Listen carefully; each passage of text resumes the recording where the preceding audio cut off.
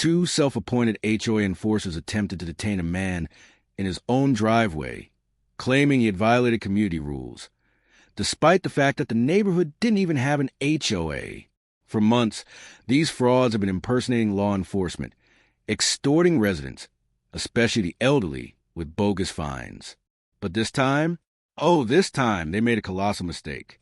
Their so-called suspect was none other than Ethan Carter, the actual chief of police. And Ethan, he had his own method for dealing with fake cops. What followed was a takedown so stunning that it left the entire town buzzing. The day had been exhausting. Too long. Every minute of it weighed on Ethan Carter like bricks. 20 grueling hours on duty. Back-to-back shifts. A case that refused to wrap up. And a mountain of paperwork that threatened to swallow him whole. Being a police chief in a quiet suburban town wasn't supposed to be like this. Sure, there were the occasional break-ins, the domestic disputes, the occasional drunk who thought they could outrun a cruiser. But mostly, it was about maintaining peace. And right now, peace was the only thing he craved. As he pulled into his driveway, his mind had already begun to drift toward the one thing that could salvage this night. A scalding hot shower and, if he was lucky, a meal that didn't come in a crumpled takeout bag. He let out a weary breath, ran a hand through his graying hair, shifted the car into park, and then, flashing lights, but not blue and red. No, these were orange and white, the cheap kind, the kind anyone could order online for $50, slap on their car, and pretend to be someone important. Ethan barely had time to process before two men stormed up his driveway like they owned it. Their walk, that unmistakable power trip strut. The first was tall and wiry, his shoulders squared as if he'd spent hours practicing authority in front of a mirror. The second, stocky, built like a guy who peaked in high school football and never quite got over it. Both wore black cargo pants and matching vests.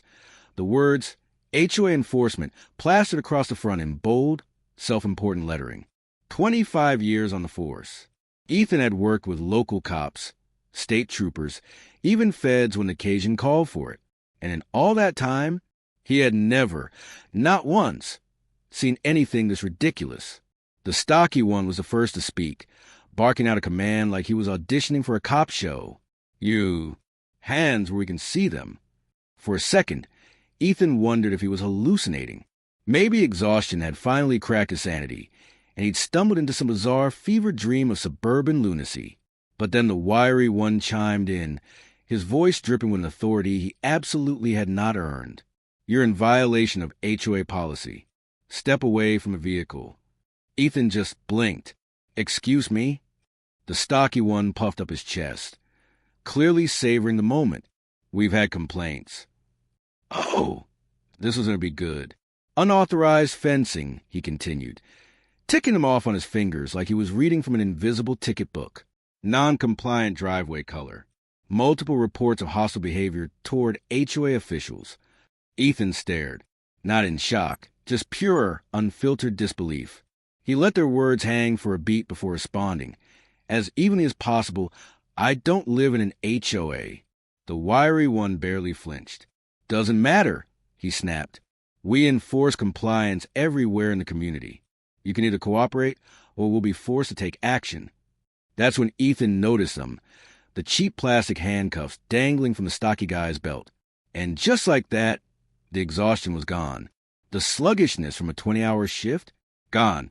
In its place, pure professional clarity. Because these guys weren't just some clipboard-waving busybodies. No, they were playing cop. And that level of stupidity, that could get somebody killed. The best part? They had absolutely no idea who they were dealing with. Ethan had faced down cartel enforcers, armed fugitives, and tweaked out meth heads with nothing to lose. But this was a whole new level of stupid. Two nobodies playing dress-up, standing in his driveway, pretending they had the authority to do anything more than complain about grass height. So he stayed calm, relaxed, not out of fear, but out of complete and total control. Because that's what really scared guys like this. Confidence.